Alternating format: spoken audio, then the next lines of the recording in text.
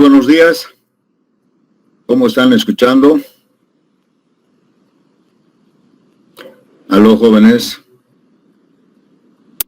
Buen día, ingeniero. ¿Sí se escucha? Los demás, ¿cómo están? Buenos días. Buenos días a todos. Buenos días, ingeniero.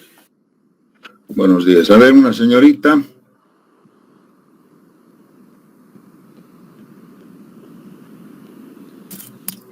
¿Qué es de las señoritas? Se han retirado. Una, otra. Giovanna, Karina. Elizabeth Pascuala. Buenos días, ingeniero. Bueno, buenos días, jóvenes. Otra vez bienvenidos a la clase de Ingeniería Antisísmica. Esta es la primera clase del semestre 1-22. Tengo entendido que se han inscrito como 40 alumnos, pero ahorita hay solamente 22. Seguramente deben tener algunos contratiempos. Entonces vamos a hacer lógicamente una clase introductoria sobre la materia, ¿no? Y les voy a mostrar de qué se trata y qué es lo que ustedes van a aprender al final de este curso. Pero antes quería comentarles que las clases momentáneamente van a ser virtuales hasta cierto tiempo. Luego vamos a entrar al sistema semipresencial. Eso quiere decir que como somos pocos, vamos a poder entrar en un aula y vamos a poder pasar clases, tal vez primero una clase a la semana presencial y las otras virtuales, así. Para mí ese es el sistema semipresencial. Otros dicen la mitad un día, la mitad otro. No, esa no. Vamos a fijar un horario donde ustedes tengan mejor comodidad y en acorde con ustedes para que puedan ir a la universidad, porque no se olviden que ustedes tienen que ir a la universidad y tal vez volver a sus casas para otra clase virtual. O sea, va a ser todavía un poco incómodo para ustedes a un principio. Pero como les digo, vamos a fijar solamente una clase nomás presencial en la semana. Y las otras dos van a ser todavía virtuales y así, a medida que pasen las semanas, vamos a entrar pues a retornar otra vez a las clases presenciales, que es lo que es el objetivo de la universidad, ¿no es cierto? Y de todo el mundo. Todo el mundo está haciendo lo mismo, así que no nos podemos quedar atrás. Esto de la pandemia supuestamente va a vivir con nosotros, pero ya vamos a saber controlarlas. Va a ser una gripe donde la gente se va a enfermar, en fin. Ya no puedo hablar yo de esas cosas, pero simplemente quería decirles que me parece bien que podamos hacer. Los exámenes parciales van a ser ya obligatoriamente presenciales. Pero para eso todavía falta algún tiempo. Entonces, por el momento, tal vez esta semana que viene vamos a hacer todavía clases virtuales hasta encontrar un horario que ustedes puedan ir a la universidad y asistir al aula, no sé qué, una aula grande también seguramente vamos a elegir una de nuestras aulas. Bien, ¿tienen alguna consulta, alguna pregunta?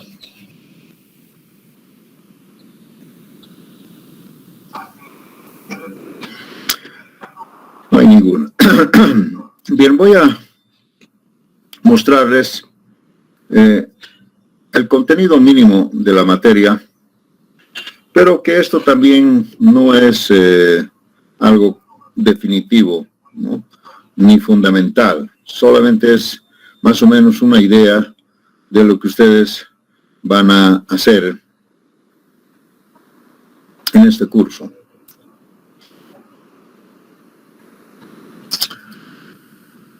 Voy a empezar a hacer una clase introductoria que va a ser ahora, y luego vamos a entrar al análisis estructural dinámico, a la dinámica estructural, antes de entrar a la sismología, ¿no? Que tendría que venir acá. Aquí creo que me he olvidado poner aquí la sismología.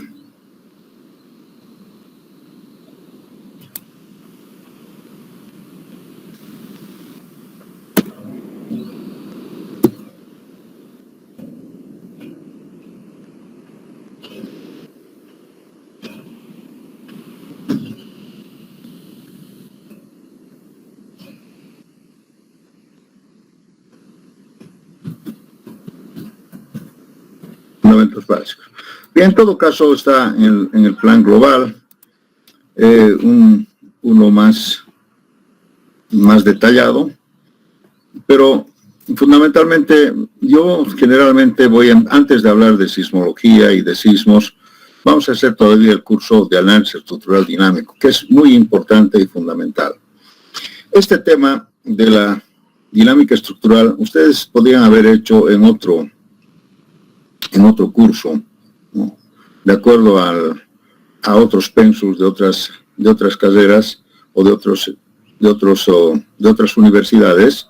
Esta materia debería ser parte de otra, no de antisísmica, ¿no? Análisis estructural dinámico. Y lógicamente se empieza con sistemas de un solo grado. Libertad, vamos a hablar de la vibración libre sin amortiguamiento, una representación gráfica y algunos ejercicios de aplicación sobre lo que es la vibración libre. También se entra a la vibración libre, pero esta vez con amortiguamiento, un poco más complejo. Hacemos su representación gráfica y también hacemos algunos ejercicios de aplicación. Luego vamos a entrar al movimiento forzado. El movimiento forzado bajo cargas dinámicas ya es básicamente los sismos. El movimiento forzado bajo carga sísmica o bajo cargas dinámicas como las cargas sísmicas. Y vamos a hablar también de cargas armónicas, cargas dinámicas impulsivas, la integral de Duhamel, que es muy importante para determinar espectros de respuesta. Hasta aquí es la dinámica estructural.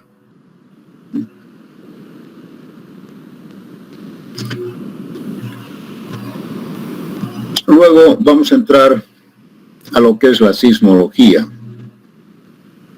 Pero lo vamos a hacer muy superficial porque en realidad la sismología es una materia muy profunda, muy extendida, digamos, y lógicamente esto da pues para una maestría, ¿no? Los sismólogos en realidad hacen una maestría. La sismología da lugar a hacer inclusive un doctorado, ¿no? Nosotros solamente vamos a tocar los fundamentos básicos de la sismología, nada más, ¿no? Pero además que esto es también un poco de cultura general. Ustedes saben de sismos leyendo las noticias, los periódicos, pueden entrar ustedes también a cualquier tema del internet sobre sismología. No es nada difícil, es un poco, digamos, de cultura general. Una vez que hemos terminado eso, vamos a entrar lógicamente al diseño sísmico. En el diseño sísmico vamos a empezar con estructuras de hormigón armado y vamos a empezar con estructuras de pórticos especiales, luego pórticos intermedios. Vamos a hablar sobre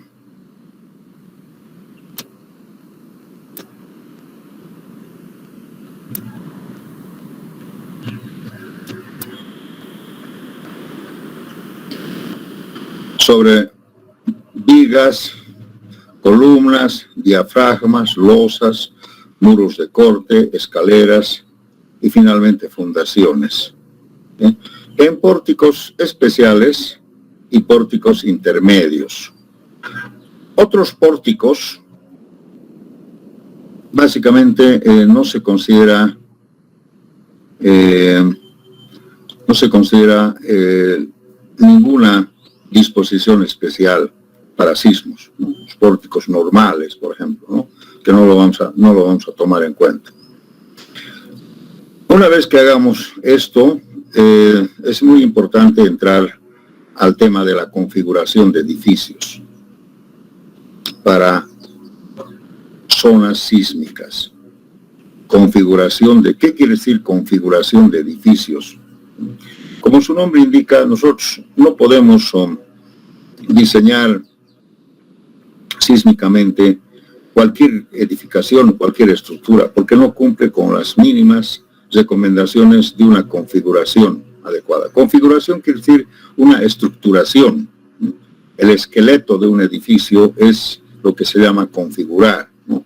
Entonces, para eso tenemos que conocer y aprender muchos criterios estructurales, ¿no? Los edificios se deben configurar adecuadamente, ¿no? Para que cumplan con las condiciones y las disposiciones especiales para sismos. No se puede nomás cualquier edificio, cualquier estructura diseñar con pórticos especiales, sismos resistentes, ¿de acuerdo?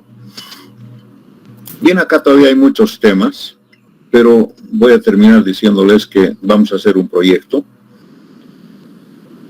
Tenemos la suerte de contar con un excelente auxiliar en ingeniería antisísmica, que en este momento no está presente, Fernando Córdoba, y él nos va, básicamente a ustedes les va a preparar, pero con mucho detalle, cómo se puede diseñar estructuras sismos resistentes, utilizando paquetes computacionales, utilizando todo lo que tenemos en el software de última generación, ¿no?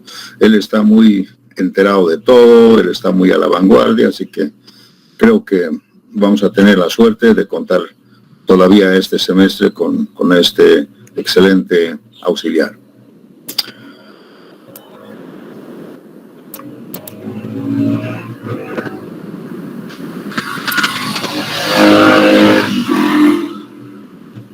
Bien, le he hecho un pequeño pantallazo a lo que va a ser el curso de ingeniería antisísmica.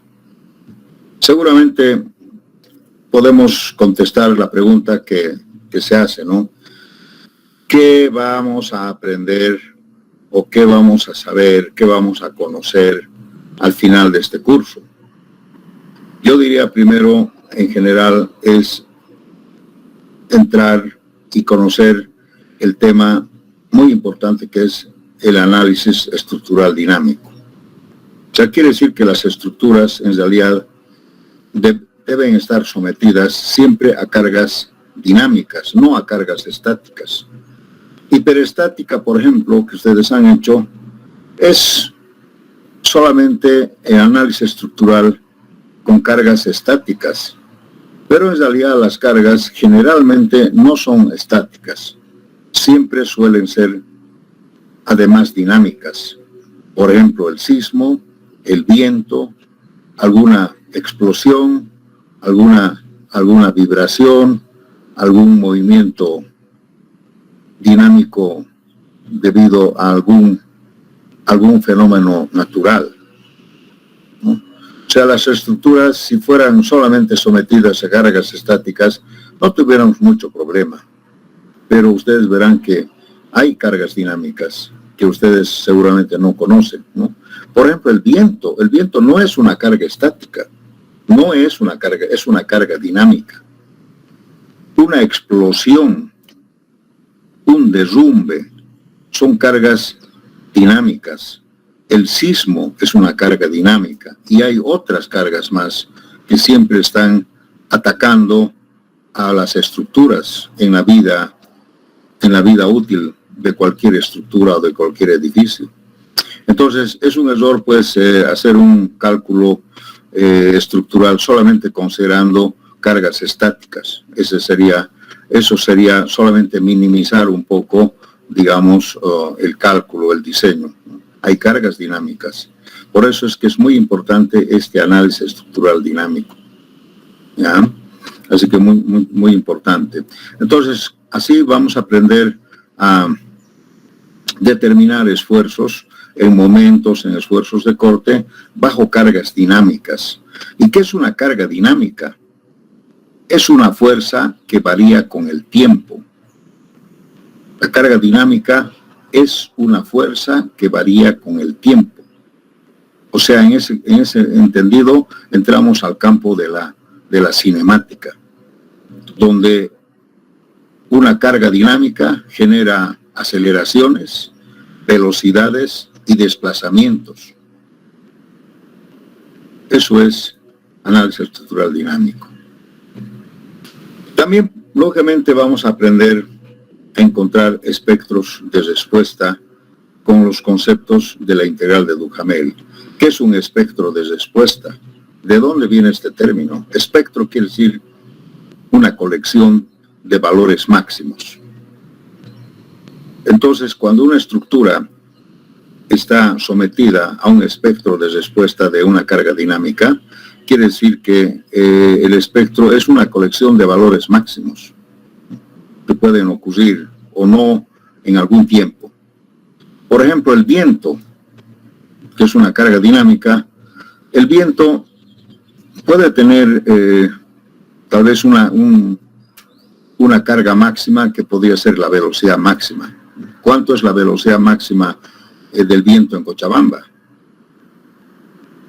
¿Alguien sabe? ¿Con qué velocidad diseñan ustedes?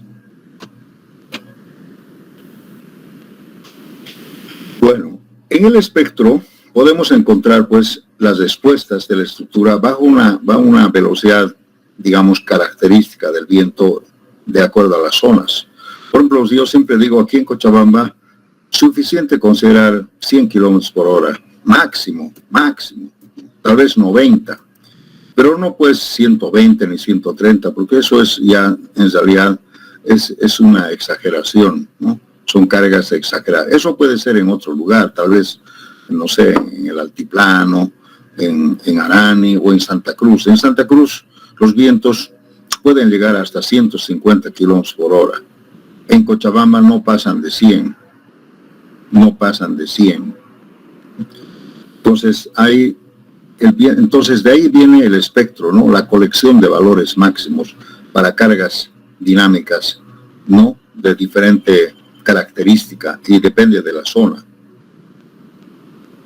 Es igual en los sismos. Nosotros acá en Cochabamba tenemos sismos solamente del término moderado, zona de riesgo sísmico moderado. Jamás podríamos decir que aquí en Cochabamba es una zona de riesgo sísmico alto. Eso es un error. Estamos en el moderado.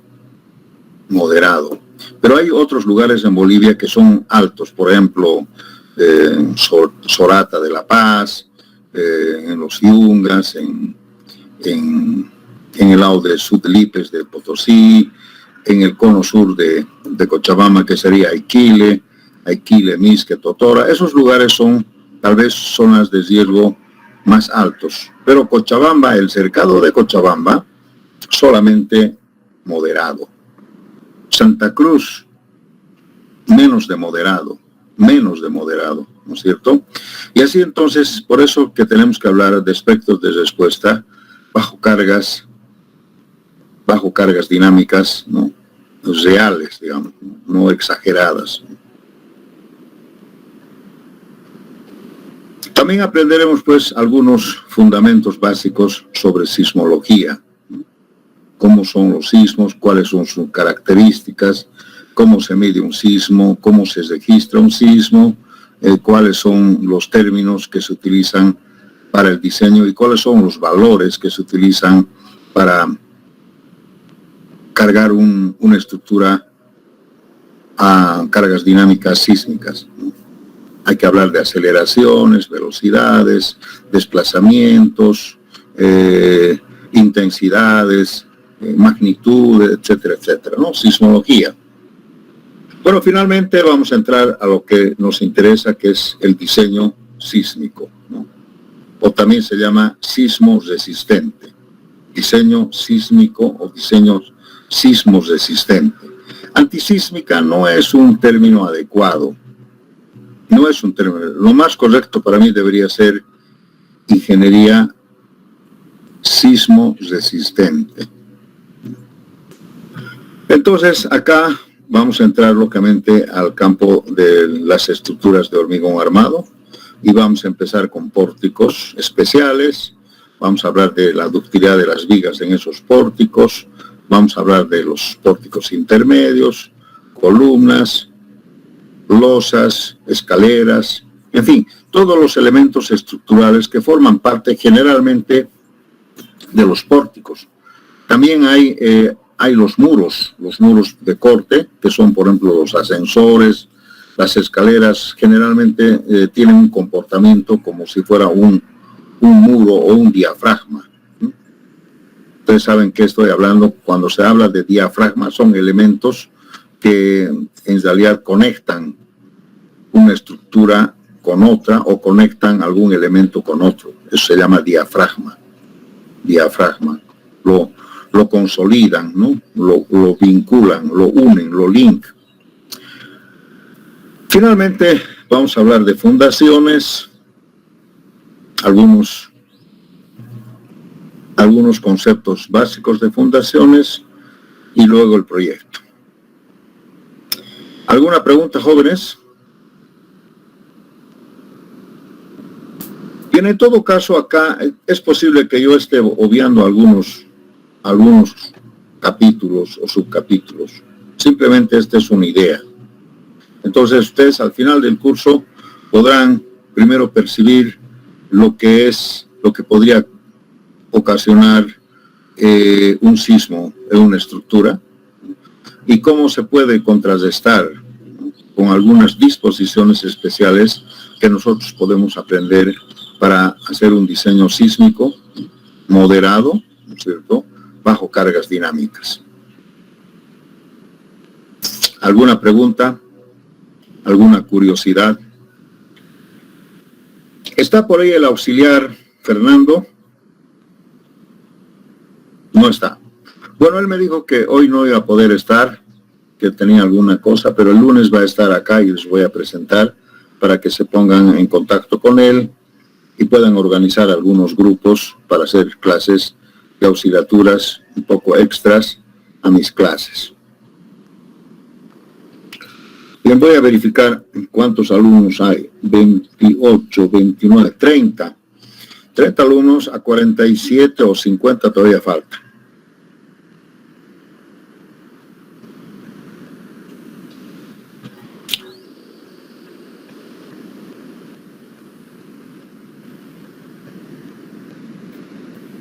Bien.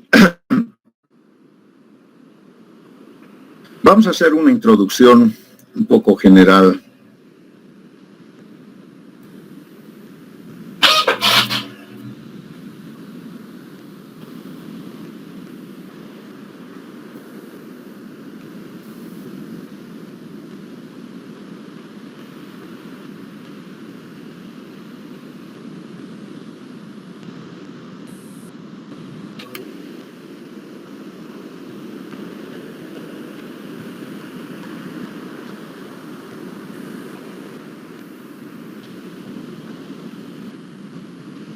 Una introducción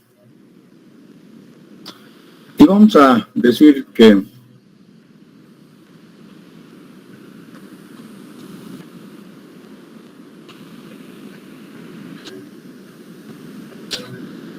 general el diseño sismo resistente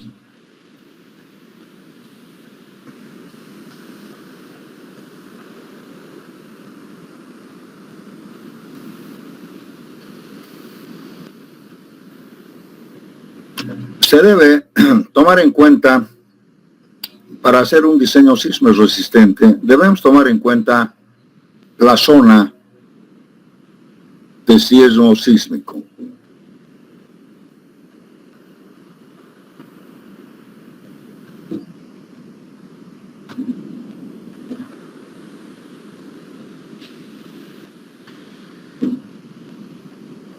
Y con un diseño sismo resistente, nosotros podemos, bueno, en la zona de riesgo sísmico hay 3 clases, ¿no? Alto, moderado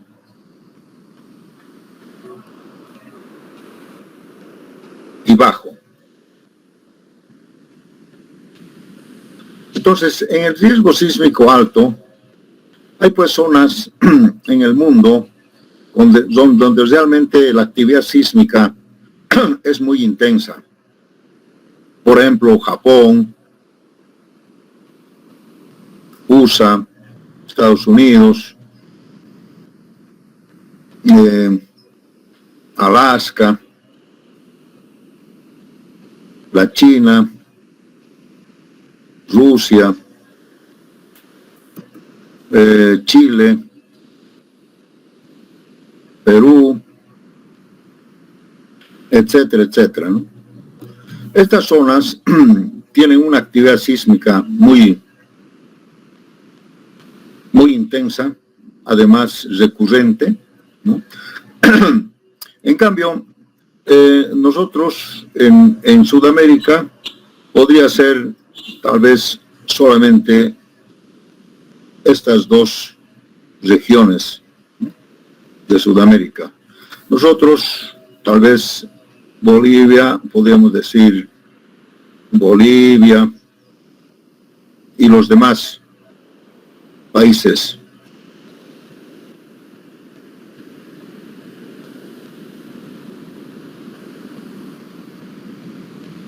De Sudamérica.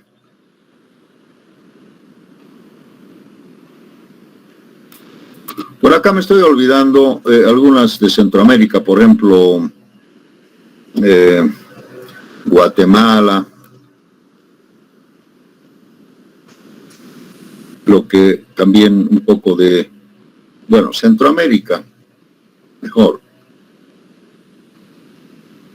También hay zonas en Centroamérica como Guatemala, Honduras, Costa Rica, que tienen actividad sísmica alta.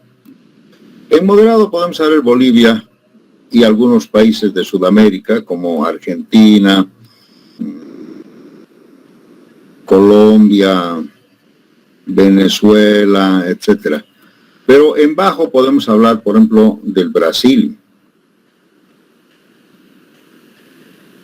y otros, y tal vez podemos hablar de Paraguay y otros, que en realidad no tienen actividad sísmica. Por eso corresponde a zonas de riesgo sísmico bajo. En Brasil, ustedes alguna vez habrán escuchado algún sismo fuerte, algún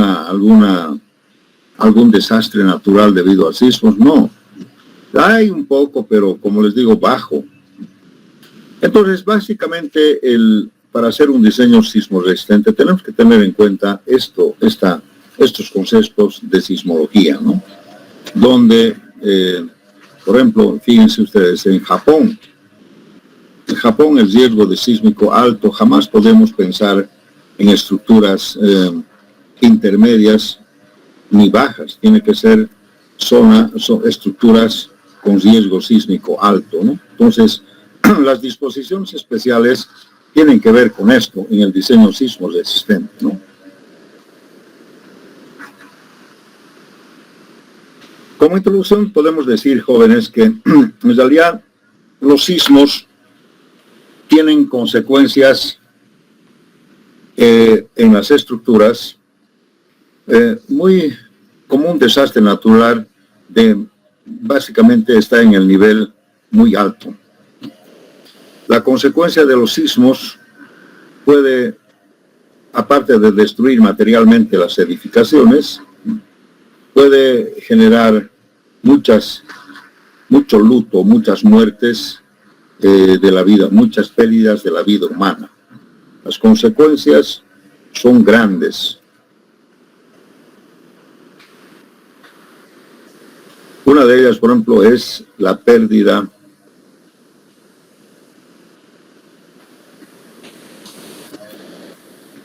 de la vida humana.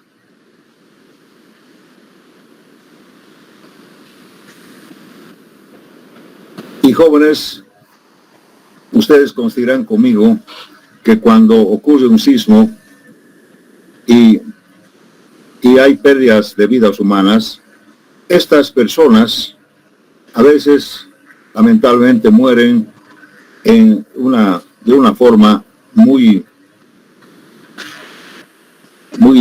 desastrosa, muy alarmante, muy estresada, ¿no?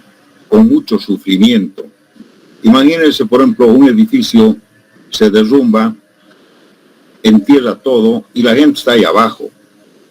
¿Y cómo muere la gente? En realidad, a veces la gente no muere porque le ha caído una viga, algo, sino muere por asfixia, muere en una desesperación de querer salvarse.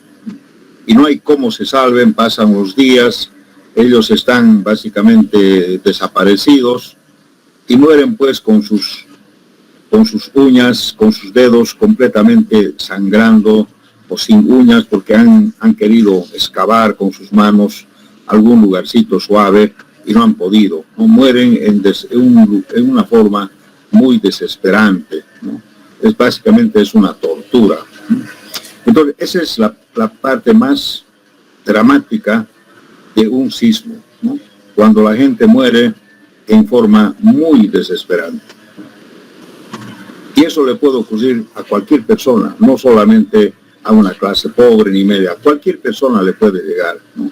Ustedes ven que un edificio se cae, se derrumba, se desploma, y bueno, y hay el problema de la pérdida de la vida humana, ¿sí? O mueren incendiados, o mueren ahogados, o mueren golpeados por algún objeto. Entonces, básicamente como introducción, nosotros lo que tenemos que hacer es siempre tratar de salvar estos accidentes, ¿no? Pues nosotros tenemos que diseñar las estructuras de manera que no puedan fallar así intempestivamente, ¿no? Una estructura podría tener algún daño estructural, pero que nos avise, ¿no? De manera que la gente pueda desocupar el lugar sin ningún peligro, que no haya el problema del pánico. Mucha gente muere por pánico. ¿Qué es el pánico? Es la desesperación de tratar de salir, y ahí viene el pánico de todos quieren salir por las gradas y se cae un ancianito, se caen los niños y la gente los pisa por tratar de salvarse, no miden ya no tienen ninguna consideración con nadie y la gente muere de pánico. Esa es la parte más dura, ¿no? Entonces tenemos que salvar estos accidentes, ¿no? Puede haber, cuando nosotros diseñamos una estructura, no tenemos que pensar que a la estructura no le va a pasar. Puede haber daño estructural de poca o mediana consideración, pero no tiene que haber desplome, no tiene que haber una explosión. Pues más o menos el objetivo de una estructura sismo resistente es que, si bien puede haber algún daño estructural, no podemos decir que vamos a construir un edificio blindado, no. Lo que sí tenemos que cuidar de que no se caiga una viga, que no haya un desplome, etc. ¿Me entienden? Entonces eso es lo que hay que tratar de evitar. Ustedes ven, por ejemplo, que cuando ocurrió el ataque de los talibanes a los edificios de Estados Unidos, ¿no? Ha habido un corte con el avión, un corte estructural, y ha habido un desplome. ¿Y cuánta gente ha muerto allí? Porque el edificio se ha desplomado, ¿no? Básicamente se ha desplomado y toda la gente que estaba ahí ha muerto, ha fallecido, ¿no? de una forma muy dramática y desesperante. Eso es lo que se tiene que evitar en un diseño sismo resistente, básicamente. ¿De acuerdo? Bueno, muchas cosas más podemos hablar, pero la verdad es que no quiero entrar mucho en estos términos, pero básicamente nosotros tenemos que diseñar estructuras que tengan estos conceptos, ¿no? De salvar los accidentes, no desplome, puede haber algún daño estructural, no estructural, se pueden romper vidrios, rajaduras, todo, pero no se tiene que desplomar. Pues la gente puede salir tranquilamente del lugar después que haya pasado el evento sísmico. ¿Ya? Eso es, jóvenes, lo que nosotros pretendemos como una introducción.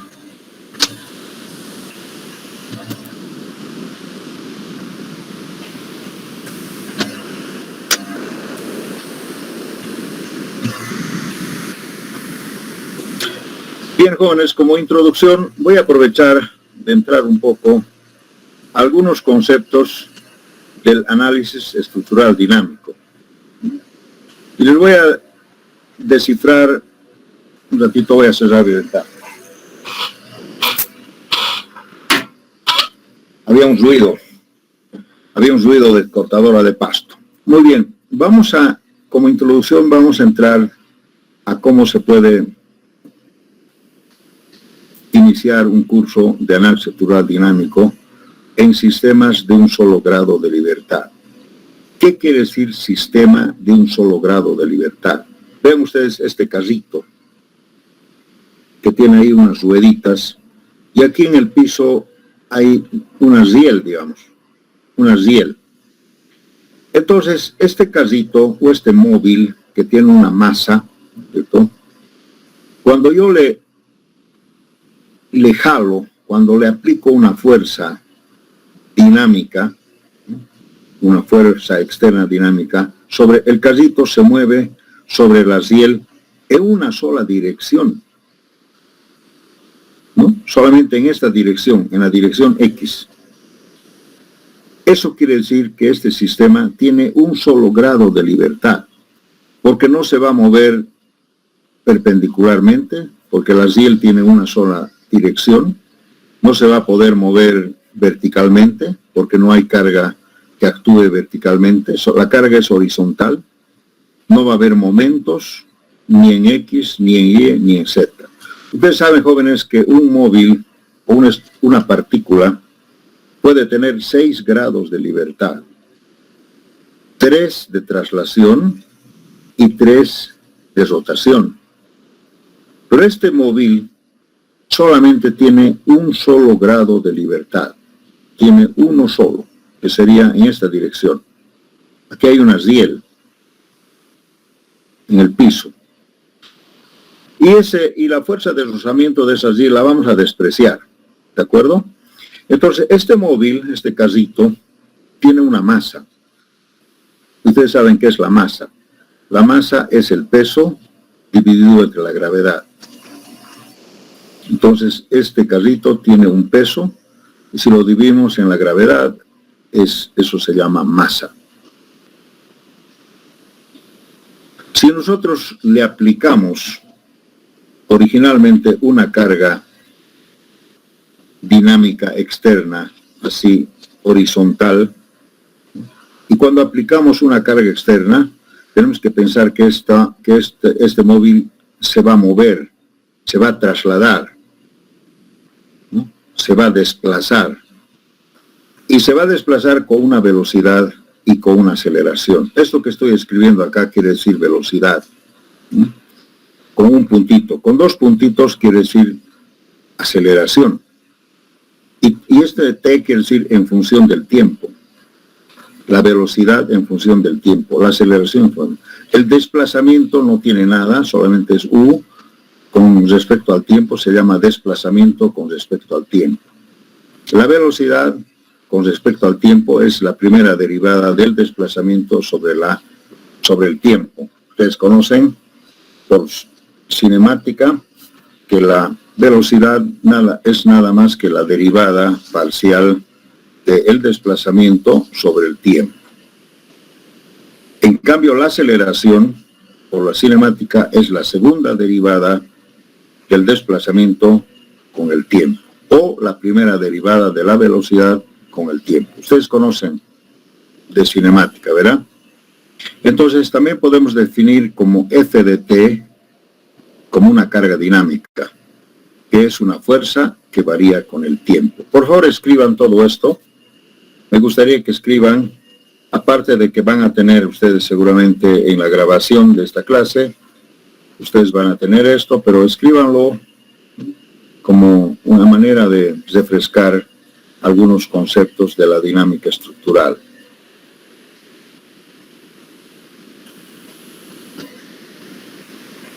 Bien, a este carrito además le voy a aplicar un resorte aquí, como están viendo acá, un resorte. Le voy a amarrar para un resorte. Y también le voy a aplicar un émbolo acá. Le voy a conectar con un émbolo que están viendo ustedes. Entonces, bajo esas condiciones de la física, si yo aplico una carga, una fuerza externa, F de t, como carga dinámica, este carrito se va a mover, se va a desplazar a la derecha, pero en ese momento va a haber una fuerza que se va a oponer a ese movimiento, que sería la fuerza de inercia del móvil, la fuerza de inercia. ¿Y qué es la fuerza de inercia? ¿Qué me puede decir? ¿Qué es la fuerza de inercia? Fi. La fuerza de inercia, según la segunda ley de Newton, es igual a la masa por la aceleración. Segunda ley de Newton. La fuerza de inercia de un móvil es igual a la masa por la aceleración. Entonces, esta es la primera fuerza que se opone. O sea, el peso. Cuanto más pesado, necesitas más fuerza, ¿verdad? Para darle cierto movimiento. Pero además, hay un resorte que está amarrado acá. Entonces, este resorte me va a generar también una fuerza de oposición, que sería la fuerza de elasticidad del resorte, que sería su coeficiente de elasticidad, el valor de K. Entonces, esta fuerza, como están viendo ustedes, se llama fuerza de elasticidad, que según la ley de Hooke, también de la física clásica, es igual a K, a su coeficiente de elasticidad K, por el desplazamiento. Eso dice la fuerza de elasticidad, eso dice la ley de Hooke. Son conceptos. Ahora vamos a recordar un poquito. Permítame recordar un poquito esto. Ahí.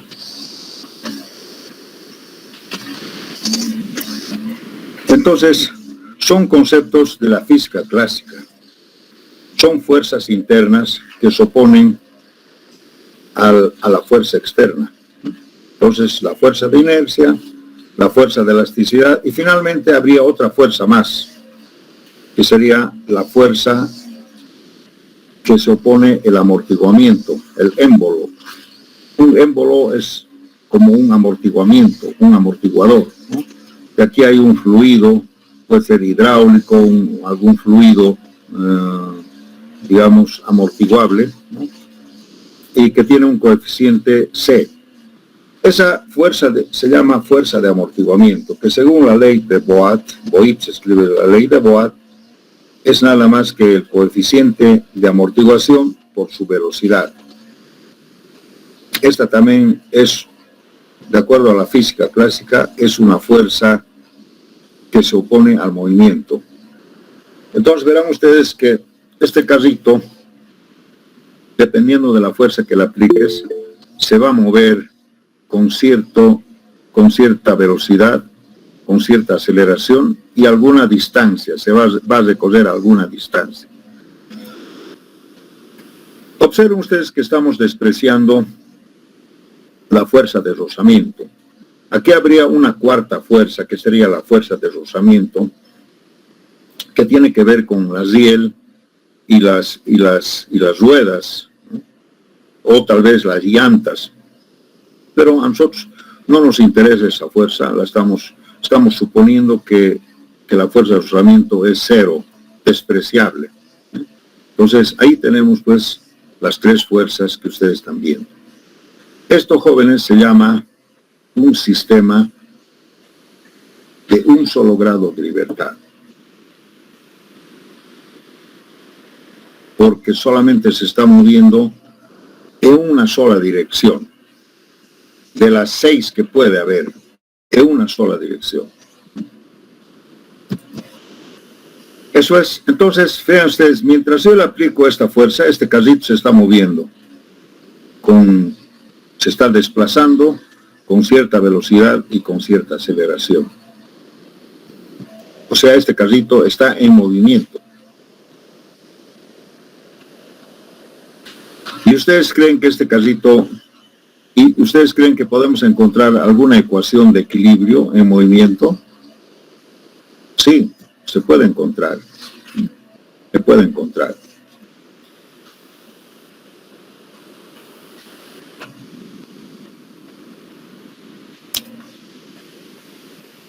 Vamos a un poco repasar también con otra gráfica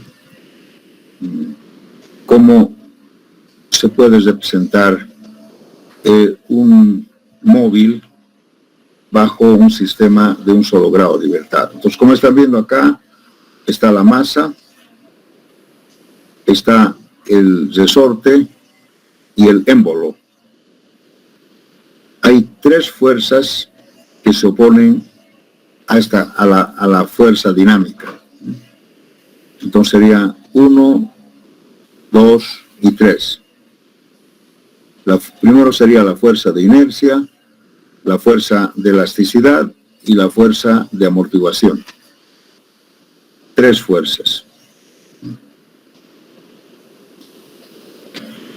Entonces, aquí hemos hecho lo mismo.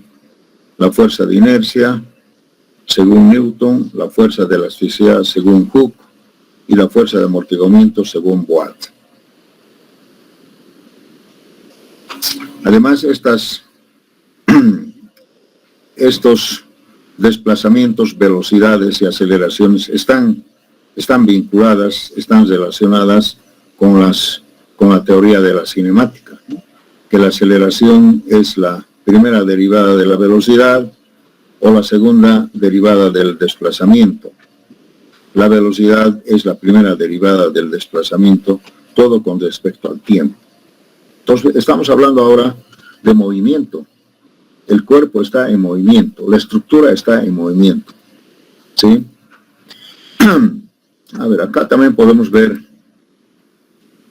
por ejemplo, cómo se puede representar un pórtico simple. Un pórtico, ¿qué es un pórtico?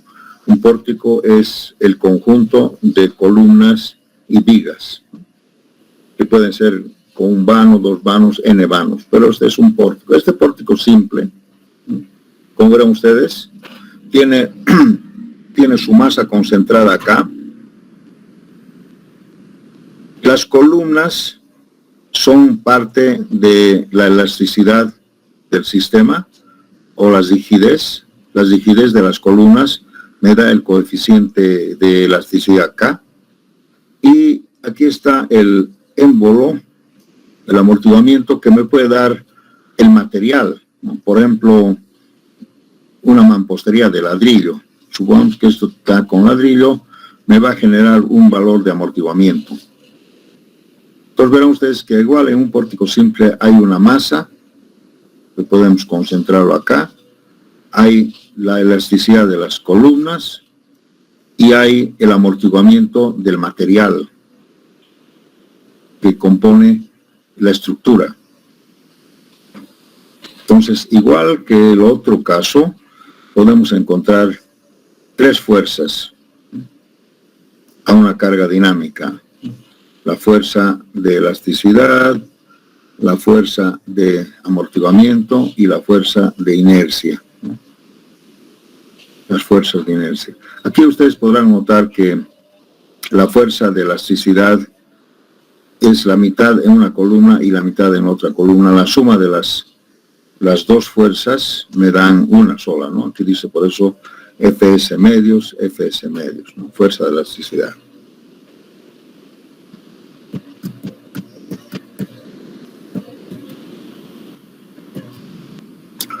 También podemos representar esto como un sistema de un solo grado de libertad, un tanque de agua, ¿no? O un péndulo.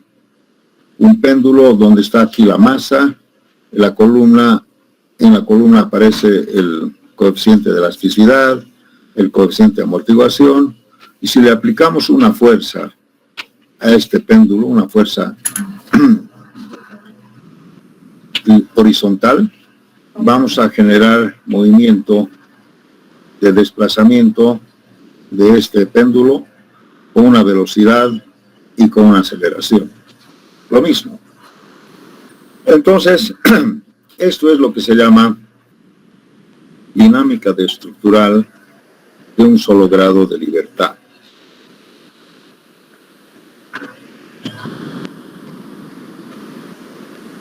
¿Alguna pregunta?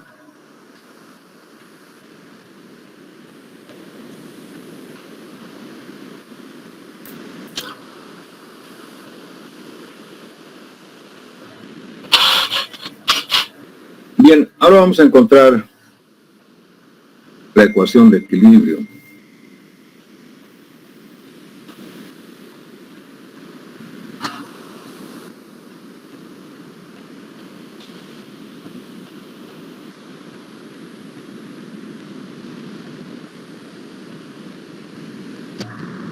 Y podemos decir, según D'Alembert,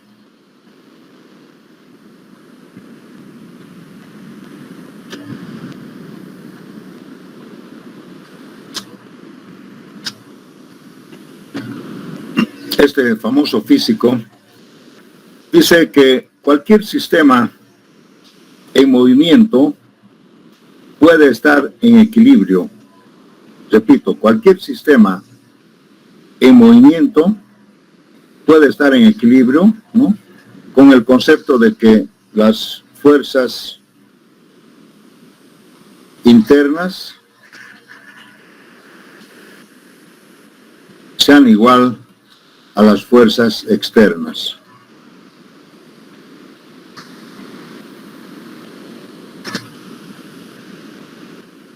Eso dice D'Alembert, que para que un sistema esté en equilibrio, cuando está en movimiento, las fuerzas internas tienen que ser igual a las fuerzas externas. Entonces, fíjense, la fuerza externa para nosotros podría ser la carga dinámica F de T.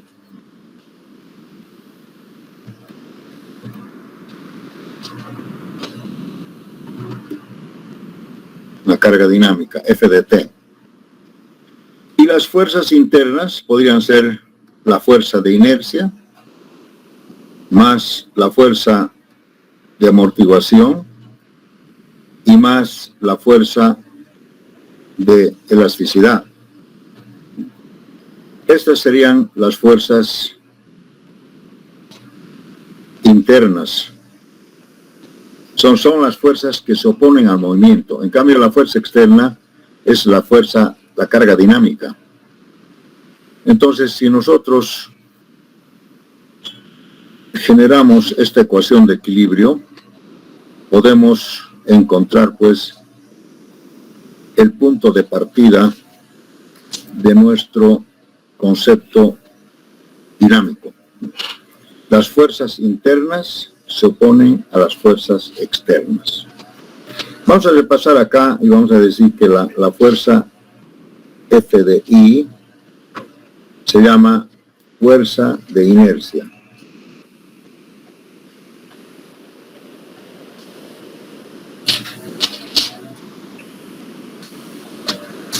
Entonces ponemos I. Y la fuerza de inercia es igual a la masa por la aceleración. Aquí vamos a decir que la aceleración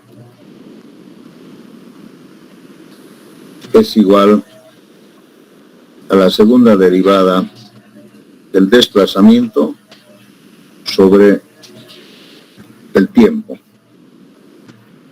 Esto se llama fuerza de inercia.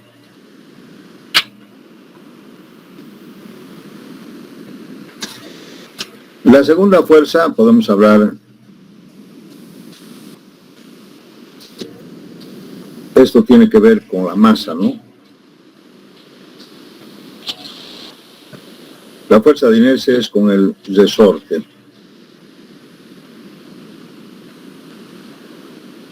Esta se llama fuerza de elasticidad.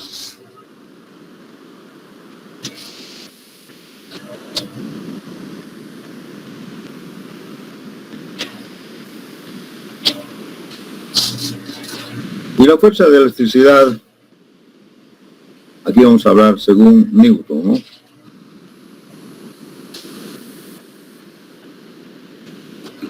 La fuerza de elasticidad es igual a K por el desplazamiento.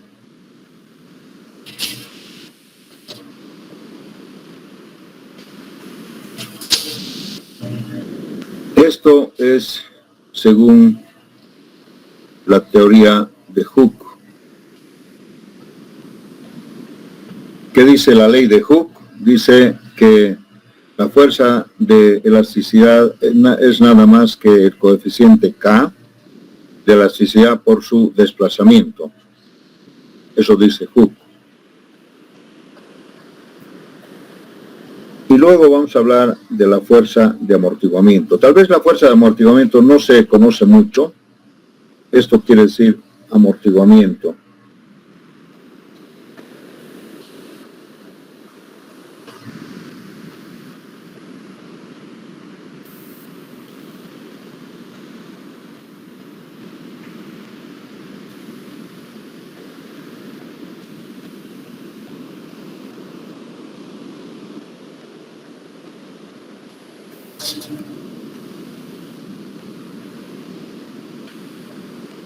Según Watt, esto es igual al coeficiente de amortiguamiento C por la velocidad.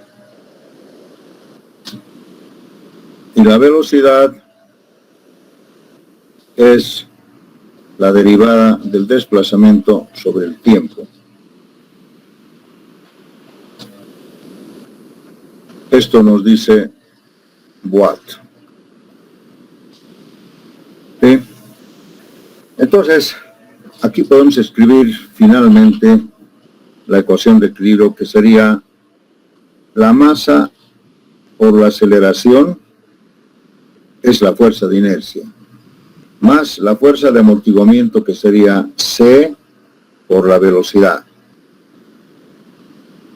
y más la fuerza de elasticidad, que sería K por el desplazamiento. Y esto tendría que ser igual a la fuerza dinámica externa, F de T. Entonces vean ustedes, aquí hemos encontrado una ecuación de equilibrio.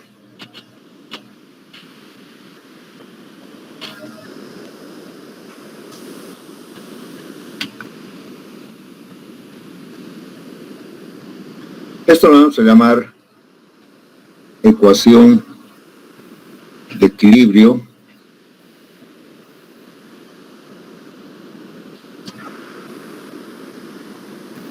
en movimiento. O sea, fíjense ustedes, si el móvil se está moviendo, se puede encontrar una ecuación de equilibrio.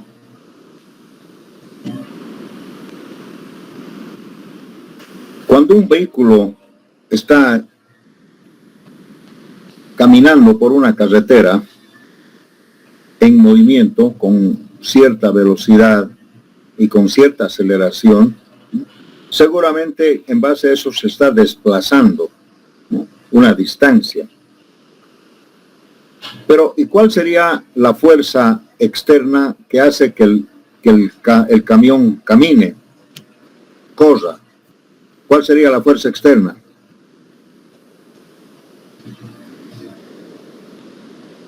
El motor, los caballos de fuerza del motor. No se olviden que antiguamente se comparaba esa fuerza como si unos caballos estuvieran jalando el móvil, ¿no es cierto? Entonces de aquí pues viene el concepto de los caballos de fuerza, ¿no? Teníamos aquí el carruaje, ¿sí? Y aquí está el cochero, y aquí habían pues, para que esto camine, necesitaba amarrarles a unos caballos. Bueno, unos caballos acá. Varios caballos, ¿no? Otro más, etcétera. Entonces, cuanto más caballos, la fuerza externa era mayor. Este es FDT. Entonces, lo mismo. Este era el móvil, el carruaje, ¿no? Y aquí estaban los caballos. Cuanto más caballos, con mayor velocidad puede ir el carro, o sea, la fuerza era mayor. Entonces, por eso es que los motores todavía hablan de caballos de fuerza, ¿sí? ¿Y cuáles son las fuerzas que se oponen a esto? ¿Cuáles serían las fuerzas que se oponen? Una sería pues la fuerza de inercia. Depende de la masa, de cuán pesado es este carro. La otra fuerza que se opone tendría que ser la fuerza de rozamiento, que nosotros no lo tomamos en cuenta, o sea, el rozamiento entre la rueda y el suelo. Y la otra fuerza tendría que ser los obstáculos, ¿no? Cuanto más obstáculos hay, esto podrá correr menos. Aquí no hay fuerza de elasticidad y no hay fuerza de amortiguamiento, ¿no? Porque este es un camión. En cambio, en una estructura sí hay. Pero más o menos ese es el concepto, ¿verdad? Pues aquí tenemos la ecuación de equilibrio en movimiento. Cuando el móvil se está moviendo, cuando la estructura está en movimiento, puede haber un equilibrio. ¿Sí? Entonces, esta es la primera ecuación que nosotros encontramos para la dinámica estructural.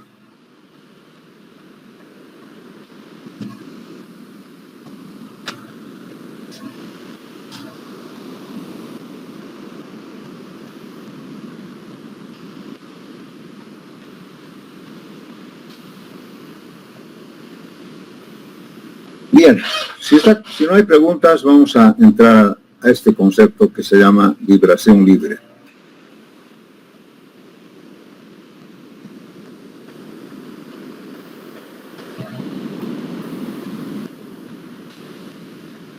¿Qué se entiende por vibración libre? ¿Qué es la vibración libre?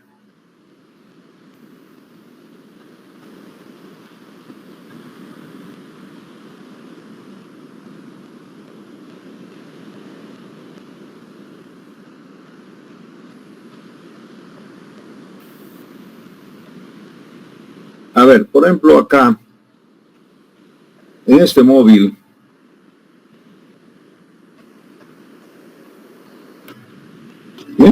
que ven ustedes acá, supongamos que esta fuerza externa desaparece. Supongamos que esta fuerza deja de actuar, se termina. ¿Qué pasa con el móvil? ¿Qué me puede decir? ¿Qué pasa con el móvil? El móvil empieza a vibrar libremente así.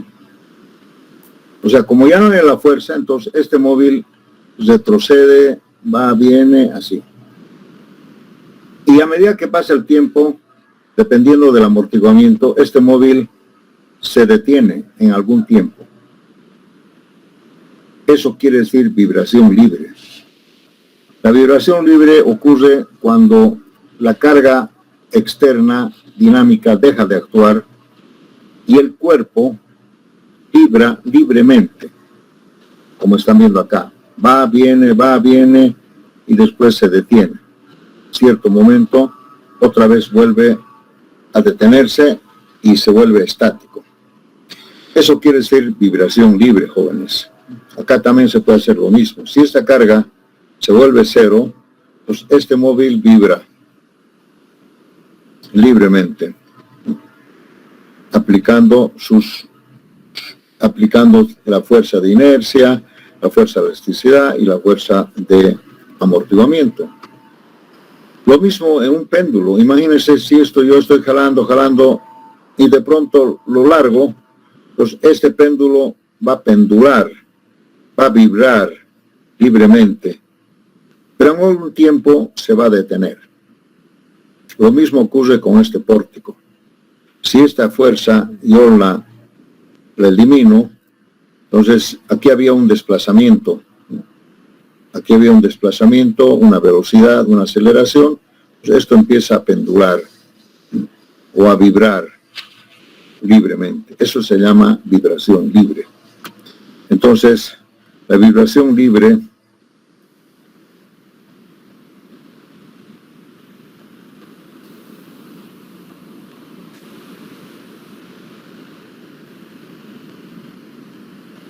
podemos definir es el movimiento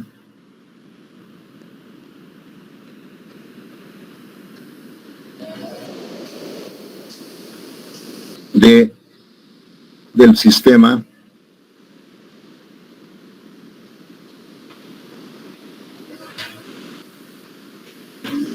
que vibra libremente, ¿no? Bueno, que se mueve, ¿no?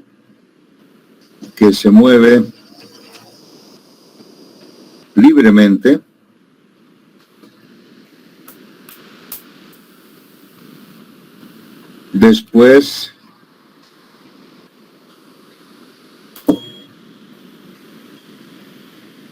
después de que la carga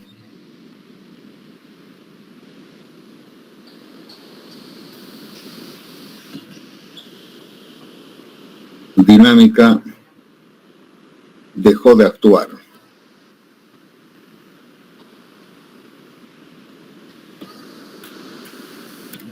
Es el concepto de la vibración libre, ¿no? Quiere decir que acá nosotros tenemos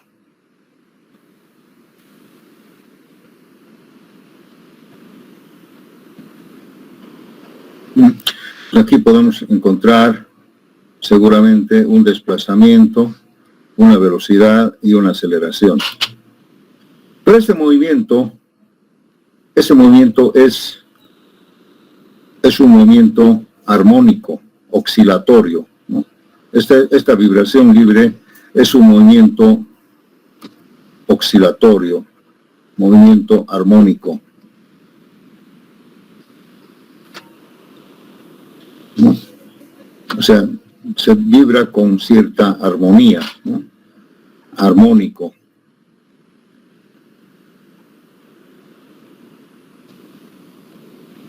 Y propio del sistema. Y lógicamente, por concepto, tendrá que moverse en forma armónica en función, pues, a sus propiedades internas del sistema, porque la carga externa ya no hay. Esto se mueve según la masa, el resorte y el amortiguamiento. Estas son las propiedades internas de esta estructura. En base a estos valores, estos parámetros, este movimiento armónico es propio. Por eso se llaman propiedades internas del sistema. Porque aquí ya no hay carga externa. Está moviendo solo. Y podemos decir además que en algún tiempo se detiene.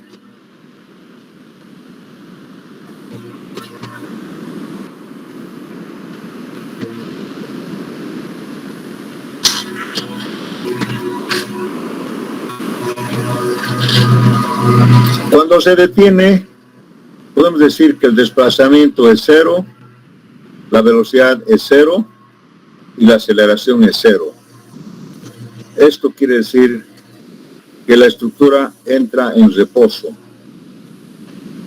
está estático.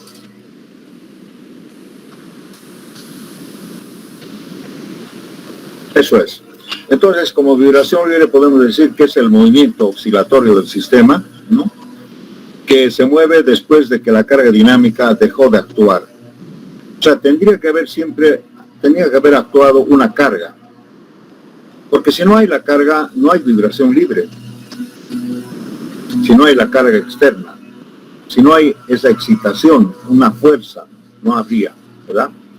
Entonces, esta vibración libre a nosotros nos permite determinar las propiedades internas de este sistema. Imagínense, por ejemplo, que viene el sismo acá, FDT. El sismo se mueve con una velocidad, con una aceleración, con alguna fuerza, pero después el sismo se va. La estructura durante el sismo se mueve forzadamente. Repito, la estructura cuando actúa la carga dinámica se mueve forzadamente. Pero cuando la carga dinámica desaparece, entonces viene el concepto de la vibración libre. Y la estructura o el edificio también se está moviendo a pesar que ya no hay la carga dinámica. Y tal vez en ese movimiento de vibración libre podrían haber, las consecuencias serían más graves. O sea, la velocidad y la aceleración podría aumentar en vibración libre.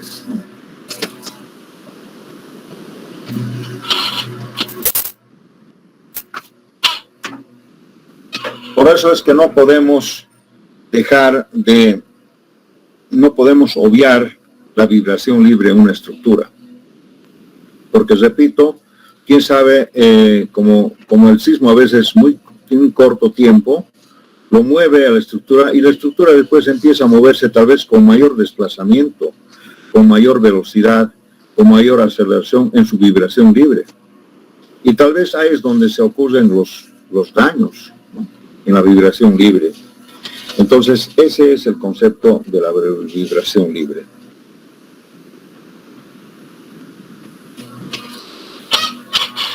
Bien, en la vibración libre podemos encontrar la primera, lo más fácil sería si nosotros en la ecuación de equilibrio, que sería la masa por aceleración más el amortiguamiento por la velocidad más el K por desplazamiento, esto tendría que ser cero. Esta sería la ecuación en vibración libre.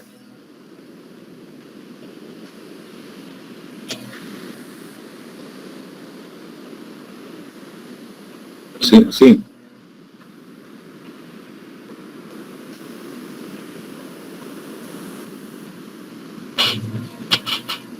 Entonces, acá nosotros tenemos básicamente tres incógnitas. Sería el desplazamiento, la velocidad y la aceleración. Porque la masa conocemos, el amortiguamiento conocemos, el valor de K conocemos. Pero aquí, entonces, ¿cuál sería estos valores? Lógicamente ustedes me dirán, depende de la carga dinámica que dejó de actuar, es cierto. Pero en ese momento nos ha dejado valores iniciales de movimiento. Pero después viene la vibración libre y no sabemos cómo se mueve después esta estructura. Repito otra vez, si la carga dinámica dejó de actuar, esta carga dinámica seguramente nos ha dejado valores iniciales de movimiento. ¿Qué quiere decir eso? Nos ha dejado un desplazamiento cuando t es igual a 0, inicial, una velocidad cuando t es igual a 0 también inicial, y una velocidad cuando t es igual a 0 inicial. ¿Sí? Entonces, aquí podemos tener tres incógnitas: desplazamiento, velocidad y aceleración. Pero de principio, para analizar esta ecuación de vibración libre, ¿qué pasa si yo desprecio esta fuerza de amortiguación? Si esto, digamos que el amortiguamiento es 0, que no tiene amortiguamiento, entonces aquí viene el concepto de la vibración libre sin amortiguamiento.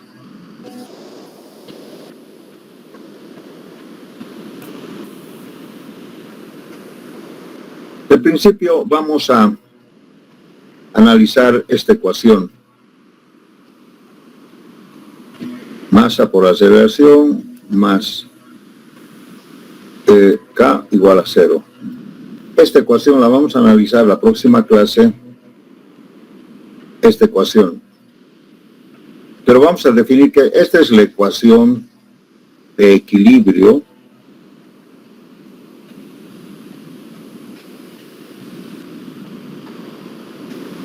en vibración libre